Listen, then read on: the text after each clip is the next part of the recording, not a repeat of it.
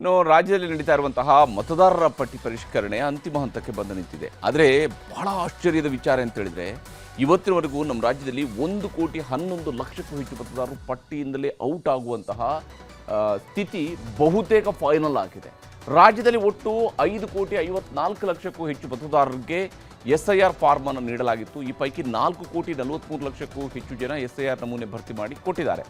1,11,00,000ಕ್ಕೂ ಹೆಚ್ಚು ಗೈರು ಹಾಜರಾದವರು, ಸ್ಥಳಾಂತರಗೊಂಡವರು, ಮೃತರು, ನಕಲಿ ಮತದಾರರು ಇಂಥವ್ರುಗಳು ಪತ್ತೆಯಾಗಿದ್ದಾರೆ ಅಂತ ರಾಜ್ಯ ಮುಖ್ಯ ಚುನಾವಣಾಧಿಕಾರಿ ವಿ ಅನುಪಕುಮಾರ್ ಅವರು ಲೆಕ್ಕ ಕೊಡ್ತಾ ಇದ್ದಾರೆ. ಬೆಂಗಳೂರು ನಗರ ವ್ಯಾಪ್ತಿ ಒಂದರಲ್ಲಿನೇ ಹತ್ರ 40 ಲಕ್ಷ ಮತದಾರರು ಲಿಸ್ಟ್ನಿಂದ ಔಟ್ ಆಗುವಂಥದ್ದು ಹೆಚ್ಚು ಕಡಿಮೆ ಫೈನಲ್ ಆದಂತೆ ಕಾಣ್ತಾ ಇದೆ.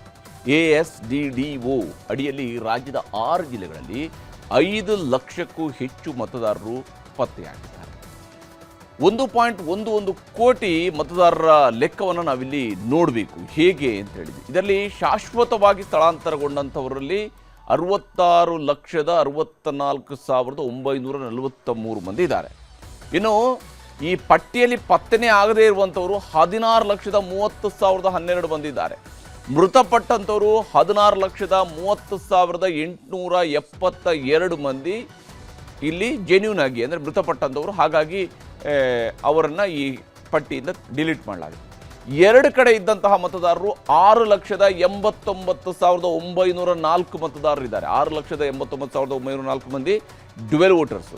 ಮಾಹಿತಿ ಕೊಡದೇ ಇರುವಂಥವರು 4,88,974 ಮಂದಿ ಇದ್ದಾರೆ.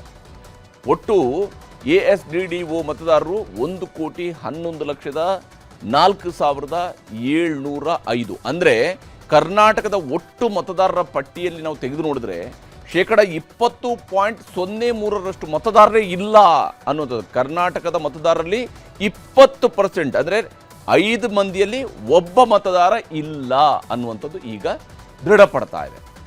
ಒಟ್ಟು 1.11 ಕೋಟಿ ಮತದಾರರಲ್ಲಿ 6 ಜಿಲ್ಲೆಗಳಲ್ಲಿ ಹತ್ರ 60 ಲಕ್ಷ ASDDO ಮತದಾರರಿದ್ದಾರೆ. ಬೆಂಗಳೂರು ನಗರದಲ್ಲಿ 18,13,010 ಅಂದರೆ 45.09% ಮತದಾರರು ಬೆಂಗಳೂರು ನಗರ ಜಿಲ್ಲೆ ಒಂದರಲ್ಲಿನೇ ಕಾಣ್ತಾ ಇರೋದು. ಅಂದರೆ ಬೆಂಗಳೂರು ನಗರದ ಒಟ್ಟು ಮತದಾರರ ಸಂಖ್ಯೆನೇ ಅರ್ಧಕ್ಕರ್ಧ ಕುಸಿತ ಆದಾಗೆ ಕಾಣ್ತಾ ಇದೆ. ಇದರಲ್ಲಿ ಬೆಂಗಳೂರು ಪಟ್ಟಿ ಬೆಂಗಳೂರು ದಕ್ಷಿಣ ಜಿಲ್ಲೆಗೆ ಬಂದರೆ ಇಲ್ಲಿ 11,07,678 ಮಂದಿ ಇಲ್ಲ. ಈ ಒಟ್ಟು ಪಟ್ಟಿಯಲ್ಲಿ 51%ನಷ್ಟು ಮತದಾರರು ಇವರೇ ಆಗೋಗಿದ್ದಾರೆ. ಬೆಂಗಳೂರು ಉತ್ತರದಲ್ಲಿ 11,07,027 ಮಂದಿ ಅಂದರೆ 47.46%. ಮೈಸೂರಿನಲ್ಲಿ 5,72,509 ಅಂದರೆ 20.45%. ಕಲಬುರಗಿ ಜಿಲ್ಲೆಯಲ್ಲಿ 5,35,403 ಅಂದರೆ 22.58%. ಬೆಳಗಾವಿ ಜಿಲ್ಲೆಯಲ್ಲಿ 5,07,983 ಮಂದಿ ಅಂದರೆ 12.37%ನಷ್ಟು ಮತದಾರರು ಈ 1.1 ಕೋಟಿ ಮತದಾರರ ಪಟ್ಟಿಯಲ್ಲಿ ಸೇರ್ತಾರೆ. ಇವರುಗಳೇ ಬಹಳ ದೊಡ್ಡ ಪ್ರಮಾಣದಲ್ಲಿ ಈ ಜಿಲ್ಲೆಗಳಲ್ಲಿ ಮತದಾರರ ಪಟ್ಟಿಯಲ್ಲಿ ಇದ್ದಂಥವ್ರು ಈಗ ಗಾಯಬಾಗಿದ್ದಾರೆ. ಇನ್ನು